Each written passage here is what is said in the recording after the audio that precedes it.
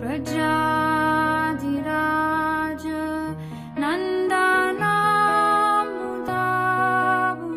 they don't put, but they also know the publications, how many they are distributed, how many books and everything. So they know exactly what they are doing, how well they are doing. And year after year they can see, okay, we are growing. I saw many other statistics, many more detailed statistics, how they grow, in some places they shrink, how many hours it takes to convince one person in one country and how many hours it takes to convince a person in another country. Like Japan is very tough, it seems. It takes a lot of time. They also know which places there is average, they do more hours, and which place the average is less hours of preaching. They know exactly what's going on. Okay, so we want to also come up somehow to this tanda, so please send your scores so we can have a picture. Okay? Any question on this? Yes?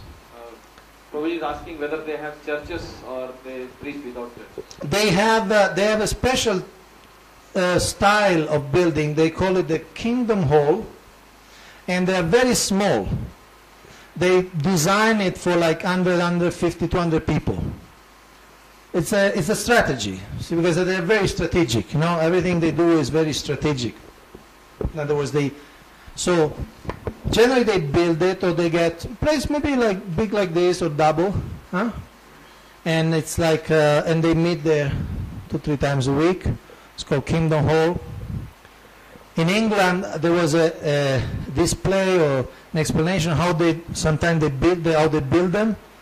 What they do, they plan the little church to the minimum detail, because and it's for free, because they have architects, engineers, everybody works for free.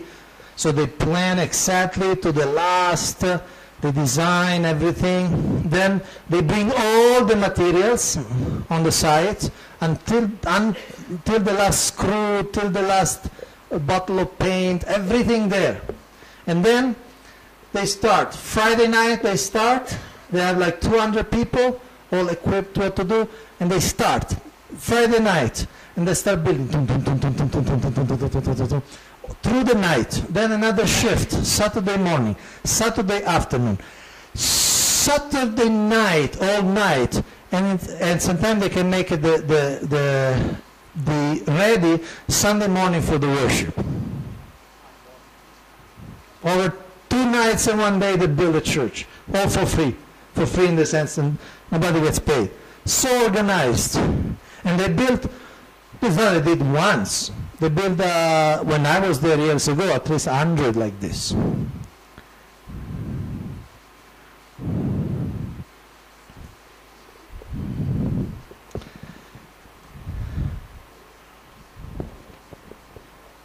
Don't feel bad, you're also very good.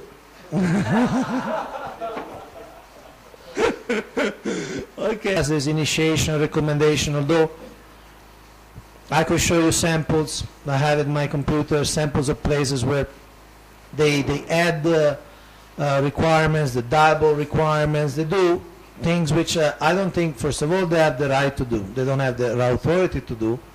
And second, again, it's not that more is necessarily better. You follow? If your Ayurvedic doctor tells you, 400 grams of yogurt or dahi for you is very good, every day please take 400 grams, and you think that, wow, 400 grams is good, I'll drink 4 kilos. He said 400 grams are good, so I'll take 4 kilos. Is it logical? Is it Ayurvedically consistent? No, he said 400 grams are good. But it's not that more becomes, maybe even 500 is not good. You follow? So these are standards that Srila Prabhupada used, even in the West. Even with people with their hippies, with people who have done so many sinful activities, you're generally preaching to Indians, basically, largely to Indians.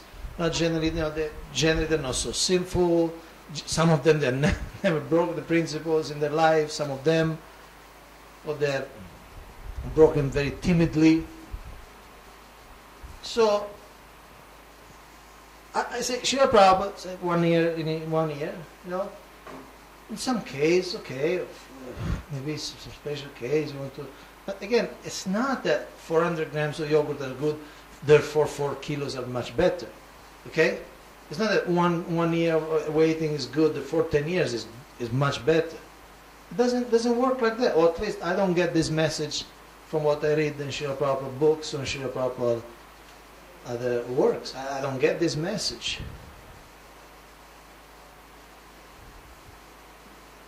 Okay. Now, so as we've seen also before about the now,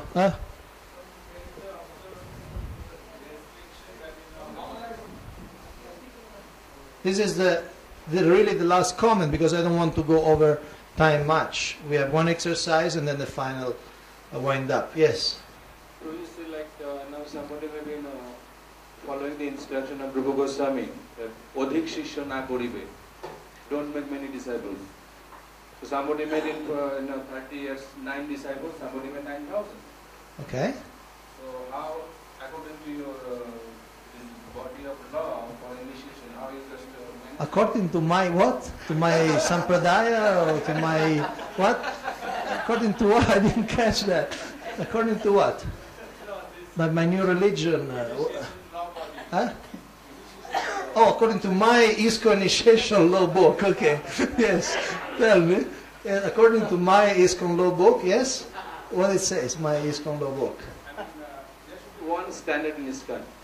Not in a Giriraj Maharaj gives Diksha after 7 years, then Brahmin Diksha 15 years after, and Radhanath Swami gives after, then Gopal Krishna Maharaj in 6 months. So, you see, there is unity in diversity, okay? There is unity in diversity.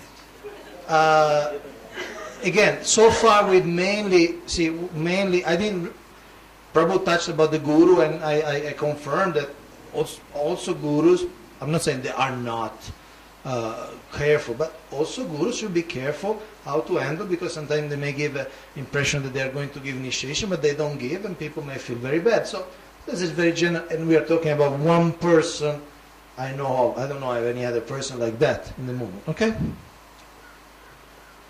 But we were focusing mainly on your role as leaders, as managers, as people who give recommendation. You follow? Different gurus may have different ways, and it's within their right because they're taking responsibility. They are setting a disciple. So I'm really not going there. I'm not going there. That's maybe for the course for gurus. Okay, this is course of congregational development. I'm not saying they should be, but we're talking about minimum standards. In fact, even the gurus, it's not that some gurus say, well, 60 rounds are great, so my disciple will chant 32 rounds. It's not happening, right? It's not happening because they're following Srila Prabhupada. Srila Prabhupada says 16 rounds minimum, not maximum. 16 rounds. So the gurus in ISKCON, and you, when you will initiate your disciple, will give initiation for 16 rounds minimum, right? If you want to stress in a personal way that, look, since you have more time, since you are in jail, in case the disciple is in jail, since you have more time, chant 32 rounds is good for you, okay? That's okay. I mean, the guy is in jail, has nothing to do all day. Chant 32 is good for you. Chant 32 rounds. But, as a minimum for initiation is 16 rounds. This we can understand. Okay, so the minimum for recommendation is 6 months on Srila Prabhupada Shraya. Okay, minimum. One person can stay 10 years. Okay, then when they choose the guru, okay, they can choose in how much time they want. Okay, minimum 6 months. After 6 months, they have the right to choose a guru. Okay, and after minimum 6 months, if the guru wants, they can take initiation, okay? So you are recommending, as a recommender, this is what I was stressing, as a recommender, you are saying, you are signing a paper that says that to the best of your knowledge, this person is fulfilling this. To the best of your knowledge, of course. Some trust is always required, because you can never mathematically know, okay? I came all day. This, on the 10th, I traveled all day, from Siliguri, Calcutta, Bombay, here, and nobody's seen me chanting my 60 rounds. Okay, I chanted my 60 rounds, but there was no ISKCON devotee around me. So, either you trust me that I chanted my 60 rounds, or you don't trust me. It's your choice. I cannot do anything. I wasn't trained. I chanted my 60 rounds. I didn't I didn't take a video. So either you trust me or you don't trust me. So this is what I'm stressing. Simple. Okay. Then the guru. That's a different seminar.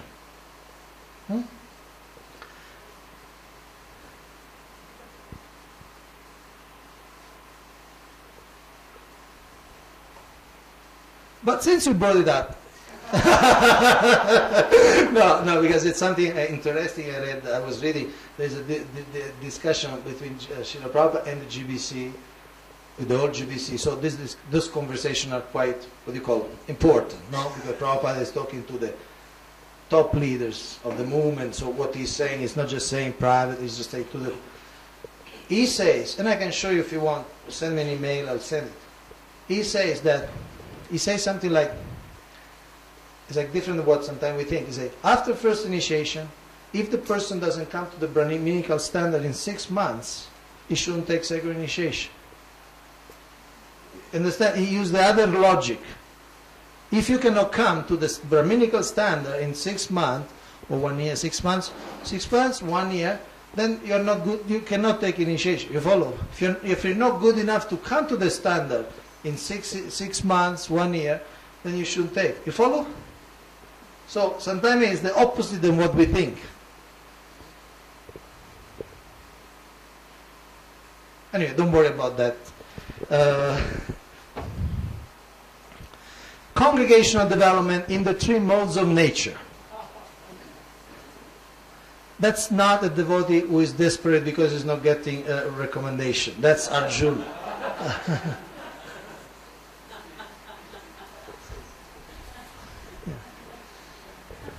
Arjuna Vacha. Oh Madhusudan, how can I get recommended? Although I'm chanting my 16 rounds and following the 4 negative principles. Applying the Bhagavad Gita to community building. So, Bhagavad Gita is full of these examples of activity in the 3 modes. And you know that even devotional service can be in the 3 modes. So Bhagavad Gita says foods, this is food dear to those in the mode of goodness, increase the duration of life, purify one's existence, and so on. Can you read it for me? Foods dear to those in the mode of goodness increase the duration of life, purify one's existence, and give strength, health, happiness, and satisfaction. Such foods are juicy, fatty, wholesome, and pleasing to the heart. But charity performed with the expectation of some return, or with a desire for fruitive results, or in a grudging mood, is said to be charity in the mode of passion. And that happiness which is blind to self-realization, which is delusion from beginning to end, and which arises from sleep, laziness, and illusion, is said to be of the nature of ignorance. Okay. So the next and final exercise is applying the Bhagavad Gita to congregational development, to community building. We'll make groups of 3, triads. Don't take half an hour to make groups of 3s, and each group will basically list the characteristics of congregational development in tamas, rajas, and sattva. Okay? So, you can come up with something like that. O descendant of Bharat, congregational development in the mode of ignorance has the following characteristics. And you list. Okay? Is it clear? Huh? Mode of ignorance, mode of passion, and mode of goodness.